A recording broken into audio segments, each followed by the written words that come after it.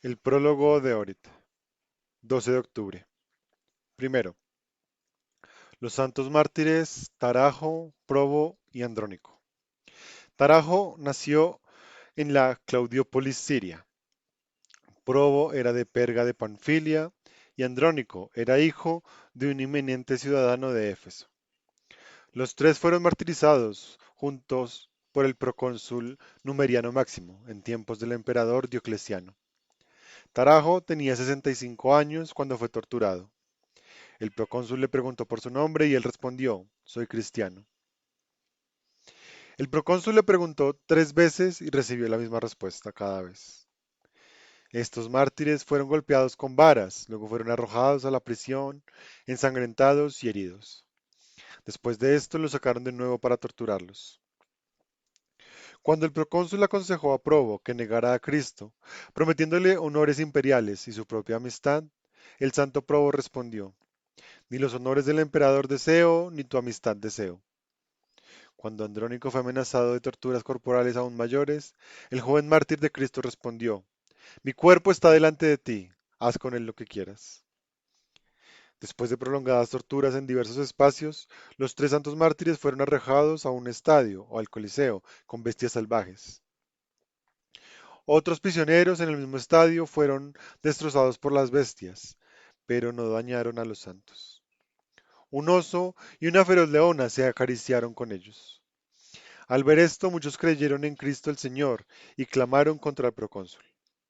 Enloquecido de ira y más furioso que las bestias, el procónsul ordenó que sus soldados entraran al estadio y que cortaran los dedos y que cortaran a los soldados de Cristo en pedazos con sus espadas.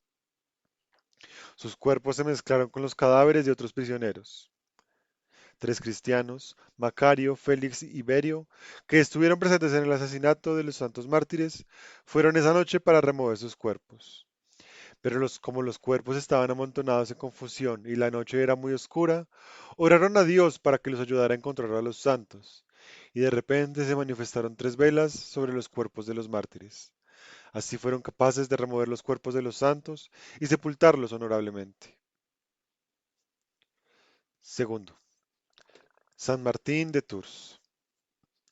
Martín nació de padres paganos en la ciudad de Savaria, en Panonia, en el año 316. Su padre era un funcionario romano y el joven Martín fue entregado al servicio militar en contra de su voluntad. Para entonces, sin embargo, ya era catecúmeno de la iglesia cristiana. Desde la infancia había amado a la iglesia con todo su corazón. Un invierno, mientras bajaba con sus camaradas a la ciudad de Amiens, vio a un mendigo ante las puertas de la ciudad, casi desnudo y tiritando de frío. Martín sintió pena por él y quedó rezagado de sus camaradas. Luego se quitó su manto militar y lo cortó en dos con su espada. Le dio la mitad al mendigo y se envolvió con el otro y se fue. Esa noche el Señor Jesucristo se le apareció en sueños, envuelto en la otra mitad de su manto, y dijo a sus ángeles, Martín es solo un catecúmeno, pero mira, me ha vestido con su manto. Al dejar el ejército, Martín fue bautizado de inmediato, y luego bautizó a su madre. Luego fue tonsurado monje en la diócesis de San Hilario de Poitiers, y llevó una vida de verdadera ascesis. Martín fue excepcionalmente humilde, por lo que Dios lo dotó de un don abundante de milagros, de modo que resucitó muertos y expulsó espíritus malignos. Martín fue designado obispo de Tours en contra de su voluntad.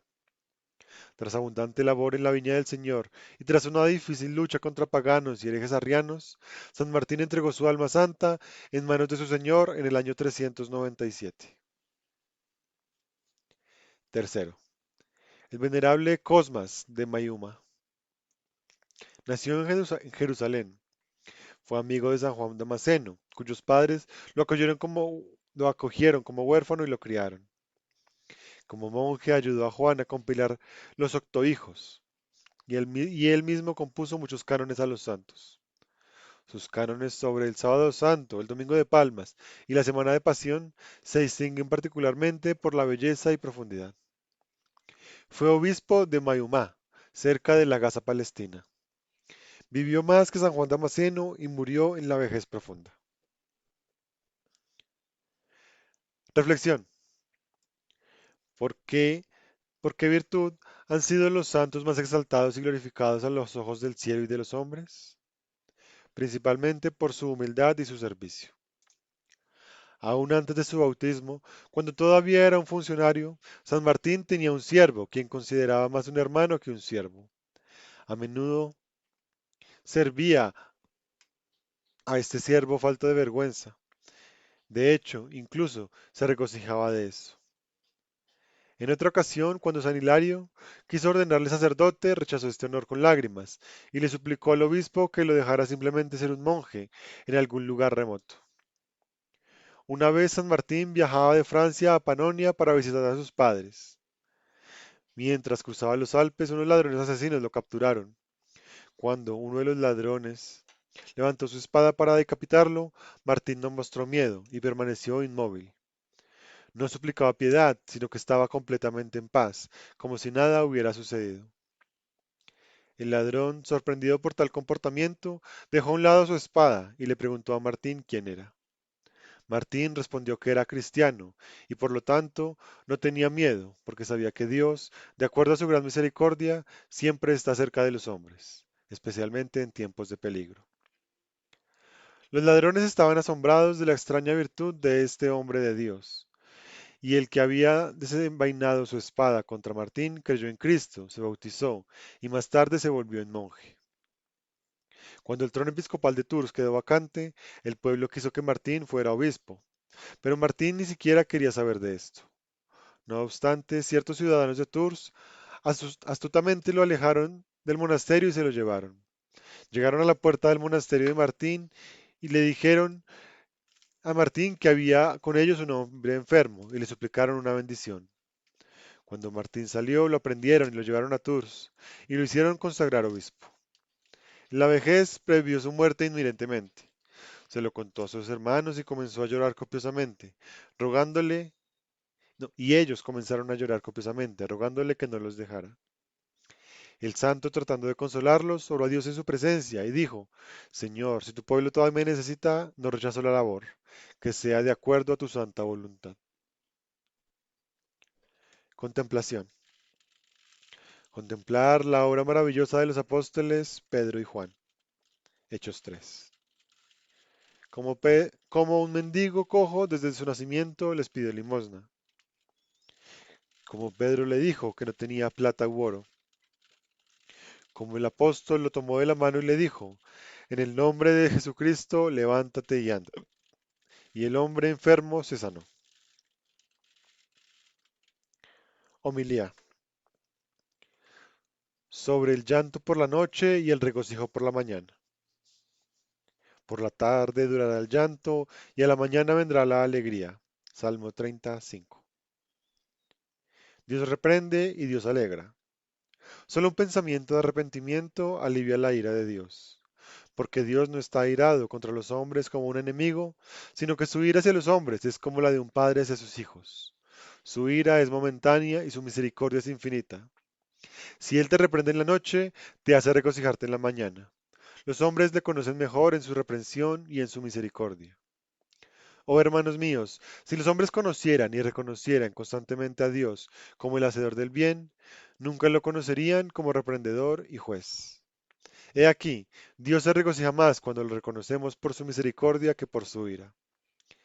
Sin embargo, hay personas muy desagradecidas e irreflexivas que nunca recuerdan a Dios cuando concede misericordia, pero lo recuerdan solo cuando los castiga y reprende a través de la enfermedad, una muerte en la familia, el fracaso y la vergüenza ante los hombres, el fuego, la espada, el terremoto o la inundación, u otras numerosas varas y palos punitivos con los que castiga a los que no han despertado. Hace recordar a los ingratos, hace que los errantes entren en razón y les hace recordar a todos que Él es el Creador y Señor, el dador de los dones y el juez. A la víspera durará el llanto y al matutino vendrá la alegría. Estas palabras también significan que la noche es para el llanto y la oración, para el arrepentimiento y la contemplación divina. La noche especialmente es para arrepentimiento, y no hay verdadero arrepentimiento sin lágrimas. Por la noche un hombre piensa sin obstáculos acerca de sus obras, sus palabras y sus pensamientos, y se arrepiente de todo lo que ha hecho en contra de la ley de Dios. Si un hombre llora el arrepentimiento por la noche, entonces se regocijará durante el día. Se regocijará como un recién nacido, como alguien que se baña, como alguien aliviado de la carga del pecado. Pero si pasa la noche en el pecado y la juerga sin sentido, un día triste y lloroso amanecerá para él. Oh Señor Jesucristo, Salvador y Maestro nuestro, repréndenos, pero perdónanos, castíganos, pero sálvanos. A ti sean la gloria y la alabanza eternamente. Amén.